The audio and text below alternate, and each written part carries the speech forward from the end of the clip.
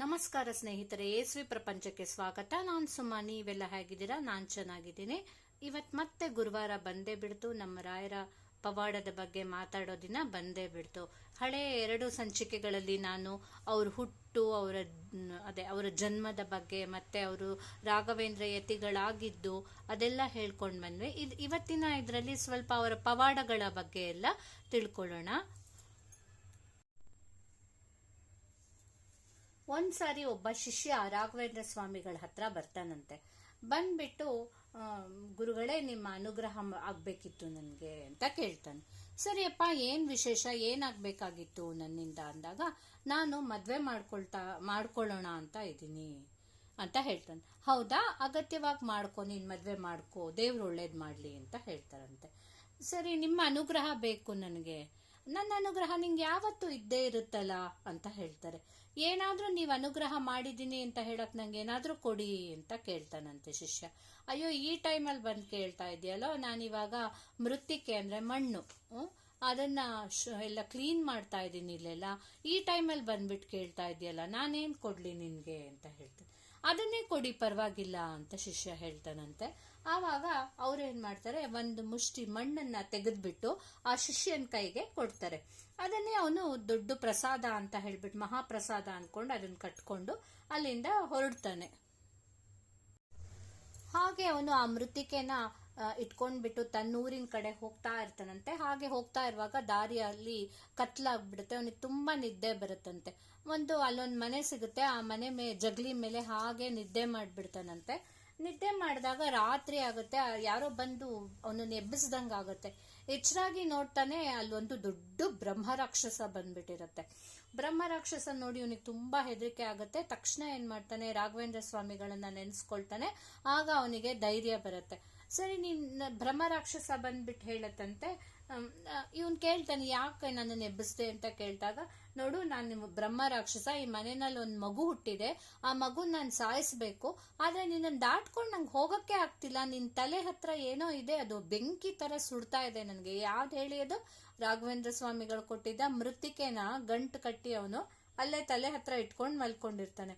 ಅದರಿಂದಾಗಿ ಆ ಬ್ರಹ್ಮರಾಕ್ಷಸಂಗೆ ಆ ಮನೆ ಒಳಗೆ ಹೋಗಕ್ಕೆ ಆಗ್ತಾ ಇರೋದಿಲ್ಲ. ಆ ಬ್ರಹ್ಮರಾಕ್ಷಸ ಹೇಳ್ತಾನೆ, ನಿನ್ ತಲೆ ಹತ್ರ ಏನೋ ಇದೆ, ಅದ್ ಬೆಂಕಿ ತರ ನನಗೆ ತಡೀತಾ ಇದೆ, ಒಳಗೆ ಹೋಗಕ್ ಆಗ್ತಾ ಇಲ್ಲ, ಮೈಯೆಲ್ಲ ಉರಿ ಆಗತ್ತೆ, ಅದನ್ನ ತೆಗ್ದು ಆ ಕಡೆ ಎಸ್ದ್ಬಿಡು, ನಾನು ಹೋಗ್ಬಿಟ್ಟು ಒಳಗೋಗಿ ಆ ಮಗುನ ಸಾಯಿಸ್ ಬರ್ತೀನಿ.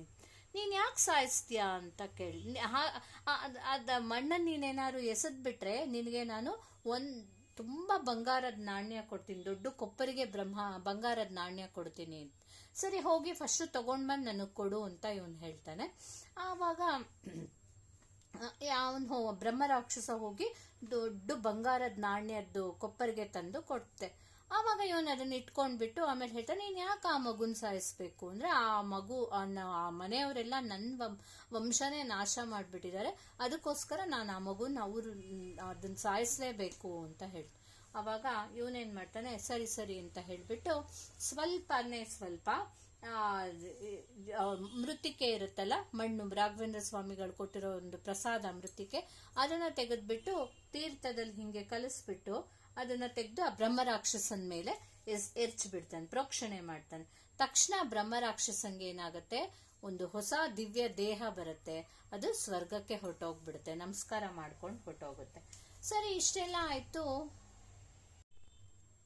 ಇದನ್ನೆಲ್ಲ ನೋಡಿದ್ದ ಮನೆಯ ಯಜಮಾನ ಹೊರಗಡೆ ಬರ್ತಾನೆ. ಬ್ರಹ್ಮರಾಕ್ಷಸ ಸತ್ತೋದ್ಮೇಲೆ ಹೊರಗೆ ಬರ್ತಾನೆ. ಯಾರಪ್ಪ ನೀನು, ಎಲ್ಲಿ ಹೋಗ್ತಾ ಇದ್ಯಾ ಅಂತ. ಆವಾಗ ಅವನು ಹೇಳ್ತಾನೆ, ನಾನು ನಮ್ಮ ಊರಿಗೆ ಹೋಗ್ತಾ ಇದ್ದೀನಿ, ಮದ್ವೆ ಮಾಡ್ಕೊಳಕ್ ಹೋಗ್ತಾ ಇದ್ದೀನಿ. ಸರಿ, ನೀನು ಮದ್ವೆ ಮಾಡ್ಕೊಳಕ್ ಹೋಗ್ತಾ ಇದ್ಯಾ, ನನಗೂ ಒಬ್ಳು ಹೆಣ್ಮಗಳಿದ್ದಾಳೆ, ಅವಳನ್ನೇ ನಿನಗ್ ಮದ್ವೆ ಮಾಡ್ಕೊಡ್ತೀನಿ. ಅವ್ರ ಮನೇಲಿ ಅವನ್ ತಂಗಿ ಮಗಳೇನೋ ಇರ್ತಾಳೆ, ಅವಳಿಗೆ ಮದ್ವೆ ಮಾಡ್ಕೊಡ್ತೀನಿ ನಿನ್ನ. ಯಾಕೆ ಅಂತಂದ್ರೆ, ನೀನ್ ನಮ್ಮ ಮನೆಯಲ್ಲಿ ಬ್ರಹ್ಮರಾಕ್ಷಸ ಬಂದು ಆ ಮಗುನೇ ಸಾಯಿಸ್ಬಿಡ್ತಾ ಇತ್ತು, ಅಂತದನ್ನೇ ನೀನು ನಮ್ಮನ್ನು ಕಾಪಾಡಿದ್ಯಾ, ಅದಕ್ಕೋಸ್ಕರ ನಿನ್ಗೇನಾದ್ರೂ ನಾವು ಕೊಡ್ಲೇಬೇಕು, ನಾವು ನಮ್ಮನೆ ಹುಡುಗಿನೇ ಮದ್ವೆ ಮಾಡ್ಕೊಡ್ತೀವಿ. ಈ ರೀತಿ ರಾಘವೇಂದ್ರ ಸ್ವಾಮಿ ಅವನ್ ಹೋಗಿದ್ದು ಅದೇ ಉದ್ದೇಶದಿಂದ, ಮದ್ವೆ ಮಾಡ್ಕೊಳ್ಬೇಕು, ನನಗೊಂದು ಅನುಗ್ರಹ ಮಾಡಿ ಅಂತಾನೆ ಹೋಗಿ ರಾಘವೇಂದ್ರ ಸ್ವಾಮಿಗಳನ್ನ ಕೇಳಿರ್ತಾನೆ. ಅದೇ ಅವನಿಗೆ ಅವನ ಆಸೆ ಅದೇ ತರನೇ ತೀರುತ್ತೆ. ಆ ಮೃತ್ತಿಕೆಯಿಂದನೇ, ಆ ಮಣ್ಣಿನಿಂದನೇ, ಆ ಮಹಾಪ್ರಸಾದದಿಂದನೇ ಅವನಿಗೇನಾಗತ್ತೆ, ಒಂದು ಹುಡುಗಿ ಸಿಕ್ಕಿ ಮದುವೆ ಆಗಕ್ಕಾಗತ್ತೆ. ಸೊ ಈ ರೀತಿ ಇಷ್ಟೊಂದು ಪವಾಡ ನಮ್ಮ ಗುರುಗಳ ಕೊಟ್ಟಂತ ಮಹಾಪ್ರಸಾದದಲ್ಲಿ ಇರುತ್ತೆ. ಮುಂದೆ ಅವನಿಗೆ ಮದುವೆ ಆಗತ್ತೆ, ಅದೇ ಹುಡುಗಿನ ಜೊತೆ ಚೆನ್ನಾಗಿರ್ತಾನೆ. ಇದೇ ತರನೇ ಇನ್ನೊಂದು ಪವಾಡ ಏನಂದ್ರೆ, ಆ ಊರಿನಲ್ಲಿ ಒಬ್ರು ದೇಸಾಯಿ ಅಂತ ಇರ್ತಾರೆ ಆ ಬಿಜಾಪುರದಲ್ಲಿ. ಅಲ್ಲಿ ಅವ್ರ ಮನೆಯಲ್ಲಿ ಮೂಲರಾಮರನ್ನ ಅವ್ರ ಮನೆಗೆ ಕರೆಸ್ಬಿಟ್ಟು ರಾಘವೇಂದ್ರ ಸ್ವಾಮಿಗಳ ಹತ್ರ ಪೂಜೆ ಮಾಡಿಸ್ತಾ ಇರ್ತಾರೆ. ಸರಿ, ನೂರಾರು ಸಾವಿರಾರು ಜನ ಅತಿಥಿಗಳೆಲ್ಲ ಬಂದಿರ್ತಾರೆ. ಅವ್ರಿಗೆಲ್ಲ ಅಂತ ಒಂದು ಮಾವಿನ ಹಣ್ಣಿನ ಸೀಕರಣೆ ಮಾಡಿಬಿಟ್ಟು ದೊಡ್ಡ ಪಾತ್ರೆಯಲ್ಲಿ ಇಟ್ಟಿರ್ತಾರೆ. ಅಡುಗೆ ಮನೆಯಲ್ಲಿ ಇರುತ್ತೆ. ಆ ದೇಸಾಯಿ ಅವರಿಗೆ ಒಂದು ಪುಟಾಣಿ 3 ವರ್ಷದ ಮಗು ಇರುತ್ತೆ. ತುಂಬಾ ತಂಟೆ, ಅವನನ್ನು ಹಿಡಿಯಕ್ಕಾಗ್ತಾ ಇರೋದಿಲ್ಲ. ಇಷ್ಟೆಲ್ಲ ಜನರು ಬಂದಿರುವಾಗ ಅವ್ರಿಗೆ ಒಂದ್ ಸ್ವಲ್ಪ ಗಮನ ಕೊಡಕ್ಕಾಗೋದಿಲ್ಲ ಆ ಮಗು ಮೇಲೆ. ಆವಾಗ ಆ ಮಗು ಹೋಗಿ ಅಡುಗೆ ಮನೆಗೆ ಹೋಗ್ಬಿಟ್ಟು ಅಲ್ಲಿ ಕಟ್ಟೆ ಮೇಲೆ ಹತ್ತಿ ಹಿಂಗ್ ನೋಡುವಾಗ ಅದಕ್ಕೆ ಮಾವಿನ ಹಣ್ಣಿನ ಸೀಕರಣೆ ಇದ್ದಿದ್ದು ದೊಡ್ಡ ಡಬ್ಬಿ ಬಾಕ್ಸ್ ಕಾಣತ್ತೆ. ಸೊ ಅದ್ರೊಳಗೆ ಹಿಂಗೆ ಬಗ್ಗಿ ನೋಡುವಾಗ ಅದು ಆಯ ತಪ್ಪಿ ಬಿದ್ದೋಗ್ಬಿಡತ್ತೆ. ಅಷ್ಟೇ, ಮಗು ಪ್ರಾಣ ಸಣ್ಣದಲ್ವಾ, ಅದ್ರ ಪ್ರಾಣನೇ ಹೊಟ್ಟೋಗ್ಬಿಟ್ಟಿರತ್ತೆ. ಇವ್ರ ಅಮ್ಮ ದೇಸಾಯಿ ಅವ್ರ ಹೆಂಡತಿ ಮಗು ಎಲ್ಲೋಯ್ತು ಅಂತ ಹುಡ್ಕೊಂಡ್ ಬಂದು ನೋಡ್ತಾರೆ. ಅಲ್ಲೆಲ್ಲ ಮಾವಿನ ಹಣ್ಣಿನ ಸೀಕರಣೆ ಎಲ್ಲ ಚೆಲ್ಲೋಗಿರತ್ತೆ. ಸರಿ, ಇದೇನಕ್ಕೆ ಹಿಂಗ್ ಚೆಲ್ಲಿದೆ ಅಂತ ಅನ್ಕೊಂಡ್ ಹತ್ರ ಬಂದು ನೋಡಿದ್ರೆ ಅದ್ರಲ್ಲಿ ಮಗುವಿನ ದೇಹ ತೇಲಾಡ್ತಾ ಇರುತ್ತೆ. ಅಯ್ಯೋ, ಮಗು ಹೋಯ್ತಲ್ಲ, ಏನಪ್ಪಾ ಮಾಡೋದು ಅಂತ ಒಂದ್ಸರಿ ತುಂಬಾ ದುಃಖ ಆಗುತ್ತೆ. ಬಟ್ ಆ ದುಃಖನ ಅವರು ತೋರಿಸ್ಕೊಳ್ಳೋದಿಲ್ಲ. ಯಾಕಂದ್ರೆ ಈಗ ಕಿರ್ಚಾಡಿ ಹತ್ಬಿಟ್ರೆ ಬಂದಿರೋ ಅತಿಥಿಗಳಿಗೆಲ್ಲ ಸುಮ್ಮನೆ ಉಪವಾಸ ಮಾಡಿ ಕಳಿಸ್ದಂಗ ಆಗುತ್ತೆ. ಆಗೋದಿಲ್ಲ ಅಂತ ಹೇಳ್ಬಿಟ್ಟು ಸುಮ್ಮನೆ ಇದ್ಬಿಡ್ತೀನಿ ಅಂತ ಅನ್ಕೊಳ್ತಾರೆ. ಅದೇ ತರ ಅವರು ಗಂಡನ್ ಎಷ್ಟಂದ್ರೂ ದುಃಖ ತಡಿಯಕ್ ಅವರೊಬ್ಬರೇ ಎಷ್ಟೊತ್ತಂತ ತಡ್ಕೊಳಕ್ ಆಗತ್ತೆ. ಏನ್ ಮಾಡ್ತಾರೆ, ಗಂಡನ್ ಕರೀತಾರೆ, ಸ್ವಲ್ಪ ಬನ್ನಿ ಇಲ್ಲಿ ಅಂತ. ಏನು ಅಂತ ಬಂದಾಗ ಹೀಗೀಗ ಆಗೋಗಿದೆ, ನಮ್ಮ ಮಗು ಬಿದ್ದೋಗ್ಬಿಟ್ಟಿದೆ ಅಂತ. ಗಂಡನಿಗೂ ತುಂಬಾ, ದೇಸಾಯಿ ಅವರಿಗೂ ತುಂಬಾ ದುಃಖ ಬರುತ್ತೆ. ಅಯ್ಯೋ, ಏನಪ್ಪಾ ಮಾಡೋದಿವಾಗ ಅಂತ.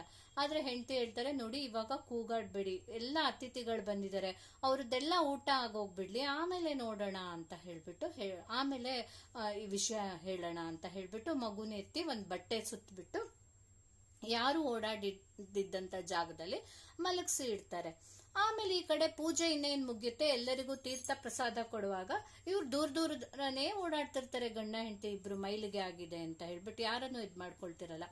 ಆವಾಗ ರಾಘವೇಂದ್ರ ಸ್ವಾಮಿಗಳು ಕರೀತಾರೆ, ತೀರ್ಥ ಪ್ರಸಾದ ತಗೊಳ್ಳಿ ಬನ್ನಿ ಅಂತ. ಆಗ್ಲಿ ಎಲ್ಲರದ್ದು ಆಗ್ಲಿ, ಆಮೇಲೆ ತಗೊಳ್ತೀನಿ ಅಂತ ಹೇಳ್ತಾರೆ. ಸರಿ, ಮಗುನ್ ಕರ್ಕೊಂಡ್ ಬನ್ನಿ, ಮಗು ಕೊಡ್ತೀನಿ ಅಂತ ರಾಘವೇಂದ್ರ ಸ್ವಾಮಿಗಳು ಹೇಳ್ತಾರೆ. ಆವಾಗ ಈ ಮಗು ಮಲ್ಕೊಂಡ್ಬಿಟ್ಟಿದೆ. ಅಯ್ಯೋ, ಮಲ್ಕೊಂಡಿದ್ರು ಪರವಾಗಿಲ್ಲ, ನೀವು ಕರ್ಕೊಂಡ್ ಬನ್ನಿ, ನಾನು ತೀರ್ಥ ಪ್ರಸಾದ ಕೊಡ್ಬೇಕು ಅಂತ ಹೇಳ್ತಾರೆ. ಅವರು ಮತ್ತೆ ಗುರುಗಳು ಮಗುನ್ ಕರ್ಕೊಂಡ್ ಬನ್ನಿ ಅಂದಾಗ ಇಷ್ಟೋ ತನಕ ಎಷ್ಟಂದ್ರೂ ದುಃಖ ತಡ್ಕೊಂಡಿರ್ತಾರೆ. ಇವಾಗ ದುಃಖನ ತಡ್ಕೊಳಕ್ಕೆ ಆಗೋದಿಲ್ಲ, ಜೋರಾಗಿ ಅಳು ಬಂದ್ಬಿಡತ್ತೆ. ಹತ್ಕೊಂಡು ಹೇಳ್ತಾರೆ, ಇನ್ನೆಲ್ಲಿ ಮಗು ಸ್ವಾಮಿ, ಮಗುನೇ ಇಲ್ಲ, ಹೀಗೆ ಹೊಟ್ಟೋಗ್ಬಿಟ್ಟು ಮಗು ಇಲ್ಲ ಅಂತ ಹೇಳಿ ಅಳಕ್ ಶುರು ಮಾಡ್ತಾರೆ. ಆವಾಗ ರಾಘವೇಂದ್ರ ಸ್ವಾಮಿಗಳು ಹೇಳ್ತಾರೆ, ನೀನ್ ಅಳಬೇಡ, ಫಸ್ಟ್ ಹೋಗಿ ಮಗುನ್ ಎತ್ಕೊಂಡ್ ಬಾ. ಅದು ಹೇಗೆ ಅದು ಪ್ರಾಣ ಬಿಡಕ್ ಸಾಧ್ಯ? ಇಷ್ಟು ನಾನ್ ಬಂದಿದ್ದೀನಿ, ಮೂಲ ರಾಮದೇವರು ಮನೆಯಲ್ಲಿ ಬಂದಿದ್ದಾರೆ, ಇಂಥ ಟೈಮಲ್ಲಿ ಹೀಗೆಲ್ಲ ಆಗದೇ ಇಲ್ಲ, ನೀವು ಹೋಗಿ ಮಗುನ್ ಎತ್ಕೊಂಡ್ ಬಾ ಅಂತ ಹೇಳ್ತಾರೆ. ಇವರು ಹೋಗ್ಬಿಟ್ಟು ಮಗುನ ಎತ್ಕೊಂಡ್ ಬಂದು ರಾಘವೇಂದ್ರ ಸ್ವಾಮಿಗಳ ಮುಂದೆ ಮಲಗಿಸ್ತಾರೆ. ಏನ್ ಆಶ್ಚರ್ಯ ಅಂತಂದ್ರೆ, ಗುರುಗಳು ಸ್ವಲ್ಪ ತೀರ್ಥ ತೆಗೆದು ಮಗುವಿನ ಮೇಲೆ ಪ್ರೋಕ್ಷಣೆ ಮಾಡಿದ ತಕ್ಷಣ ನಿದ್ದೆನ್ ಮಾಡ್ತಿದ್ದಿಂದ ಎಚ್ಚರ ಆದಂಗೆ ಮಗು ಎದ್ದು ಕುತ್ಕೊಂಡ್ಬಿಡತ್ತೆ. ಹೀಗೆ ಅವರು ತೀರ್ಥ ಪ್ರಸಾದದಿಂದ ಮಗುಗೆ ಪುನರ್ಜನ್ಮನೇ ಸಿಗುತ್ತೆ. ಅಂತಂತ ಪವಾಡಗಳನ್ನೆಲ್ಲ ಮಾಡಿದ್ದಾರೆ. ಇವಾಗ ಗಂಡ ಹೆಂಡತಿಗೆ ಇಬ್ರಿಗೂ, ದೇಸಾಯಿ ಗಂಡ ಹೆಂಡತಿಗೆ ಏನ್ ಹೇಳಕ್ಕಾಗಲ್ಲ, ಅಷ್ಟು ಖುಷಿ ಆಗ್ಬಿಡುತ್ತೆ. ಗುರುಗಳಿಗೆ ದೊಡ್ಡ ಸಾಷ್ಟಾಂಗ ನಮಸ್ಕಾರ ಮಾಡ್ತಾರೆ. ಎಲ್ಲರಿಗೂ ಇವರು ತೀರ್ಥ ಪ್ರಸಾದ ಫಲಮಂತ್ರಾಕ್ಷತೆ ಎಲ್ಲ ಆದ್ಮೇಲೆ ಅವರಿಗೆ ರಾಘವೇಂದ್ರ ಸ್ವಾಮಿಗಳಿಗೆ ತುಂಬಾ ಚೆನ್ನಾಗಿ ಸತ್ಕಾರ ಮಾಡಿ ಕಳಿಸ್ಕೊಡ್ತಾರೆ.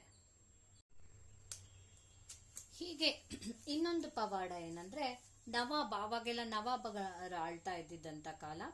ಅವರು ಮಗ ಒಬ್ಬ ಸತ್ತೋಗ್ಬಿಟ್ಟಿರ್ತಾನೆ, ಹಾವು ಕಚ್ಚಿ ಸತ್ತು ಹೋಗಿರ್ತಾನೆ. ಸೊ ಅದಕ್ಕೋಸ್ಕರ ಅವನನ್ನ ಇನ್ನೇನು ಗೋರಿ ಮಾಡಿ ಹೂತ್ ಹಾಕ್ಬಿಟ್ಟು ಗೋರಿ ಮಾಡಿ ಬಂದ್ ಕೂತಿರ್ತಾರೆ. ಅಷ್ಟೊತ್ತಿಗೆ ಒಬ್ಬ ಸಿಪಾಯಿ ಓಡ್ ಬಂದ್ಬಿಟ್ಟು ಹೇಳ್ತಾನೆ, ಮಹಾರಾಜ ರಾಜ್ಕುಮಾರ ಸತ್ತಿಲ್ವಂತೆ. ಯಾರು ಹೇಳಿದ್ದು ನಿನ್ಗೆ ಅಂದ್ರೆ, ಯಾರೋ ಒಬ್ರು ಸ್ವಾಮಿಗಳು ಬಂದಿದ್ದಾರೆ, ಅವ್ರ ಹೆಸರು ರಾಘವೇಂದ್ರ ಸ್ವಾಮಿಗಳಂತೆ.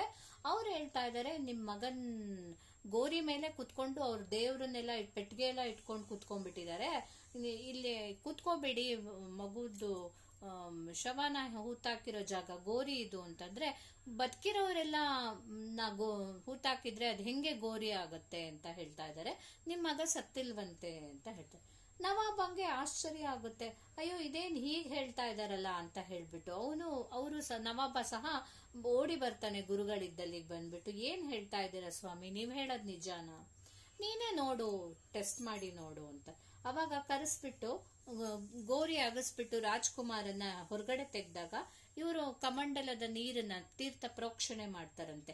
ಪ್ರೋಕ್ಷಣೆ ಮಾಡ್ತಿದ್ದಂಗೆ ಒಂದ್ ಹಾವು ಬಂದ್ಬಿಟ್ಟು ಆ ಕಚ್ಚಿದ ಜಾಗ, ರಾಜ್ಕುಮಾರನ್ ಕಚ್ಚಿರುತ್ತಲ್ಲ ಆ ಜಾಗದಿಂದ ಎಲ್ಲ ವಿಷ ಹೀರ್ಕೊಂಡು ಹೊಟ್ಟೋಗುತ್ತೆ. ರಾಜ್ಕುಮಾರ ಎದ್ದು ಕೂತ್ಕೊಳ್ತಾನಂತೆ. ಈ ರೀತಿ ಪವಾಡಗಳು ಎಷ್ಟೊಂದು ನಡೆದಿದೆ. ನವಾಬಂಗ್ ತುಂಬಾ ಖುಷಿ ಆಗ್ಬಿಟ್ಟು ಅವರಿಗೆ ಸನ್ಮಾನ ಮಾಡಿ ಕಳಿಸ್ಕೊಡ್ತಾನಂತೆ. ಹೀಗೆ ರಾಘವೇಂದ್ರ ಸ್ವಾಮಿಗಳ ಮಹಿಮೆ ಪವಾಡನ ಹೇಳ್ತಾ ಹೋದ್ರೆ ಎಷ್ಟು ಹೇಳಿದ್ರು ಮುಗಿಯಲ್ಲ. ಅದರಲ್ಲಿ ಆರ್ಸಿ ಕೆಲವನ್ ಮಾತ್ರ ನಾನು ನಿಮ್ಗೆ ಹೇಳ್ತಾ ಇದ್ದೀನಿ. ಹೇಳ್ತಾ ಹೋದ್ರೆ ಇನ್ನೂ ತುಂಬಾ ಇದೆ. ಇನ್ನ ನೆಕ್ಸ್ಟ್ ಗುರುವಾರ ಇನ್ನೊಂದು ಸ್ವಲ್ಪ ಮಾಡಿ, ಮೋಸ್ಟ್ಲಿ ನೆಕ್ಸ್ಟ್ ಗುರುವಾರ ಇದ್ರ ಬಗ್ಗೆ ಹೇಳಿ ಮುಗಿಸ್ಬಿಡ್ತೀನಿ ಅನ್ಸುತ್ತೆ. ಸೊ ಇವತ್ತಿಗೆ ಇಷ್ಟು ಸಾಕು. ಎಷ್ಟೊಂದು ಹೇಳಿದೀವಿ, ನೋಡಿದೀವಿ ಇವತ್ತು ನಾವು ಅವ್ರ ಪವಾಡಗಳನ್ನ. ಇಂಥ ರಾಘವೇಂದ್ರ ಸ್ವಾಮಿಗಳನ್ನ ನಾವು ನಂಬೋಣ. ಅವ್ರಿದ್ದಾರೆ ಅನ್ನೋ ಒಂದು ನಂಬಿಕೆನೆ ಸಾಕು. ಅವ್ರು ಕೊನೆಗೆ ಹೇಳ್ತಾರೆ, ಲಾಸ್ಟ್ ಇದ್ರಲ್ಲಿ ಬರುತ್ತೆ, ಇನ್ನೂ ಅವರು ಬೃಂದಾವನದಲ್ಲಿ ಇದ್ದಾರೆ ಅಂತ ಹೇಳ್ಬಿಟ್ಟು. ಹಾಗೆ ಇನ್ನು ತುಂಬಾ ವರ್ಷ ಇರ್ತಾರೆ ಅವರು, ನಮ್ಗೆಲ್ಲ ಒಳ್ಳೇದ್ ಮಾಡ್ತಾ ಇರ್ತಾರೆ ಅನ್ನೋ ನಂಬಿಕೆನೆ ನಮ್ಗೆ ಎಷ್ಟೋ ಧೈರ್ಯ ಕೊಡುತ್ತೆ.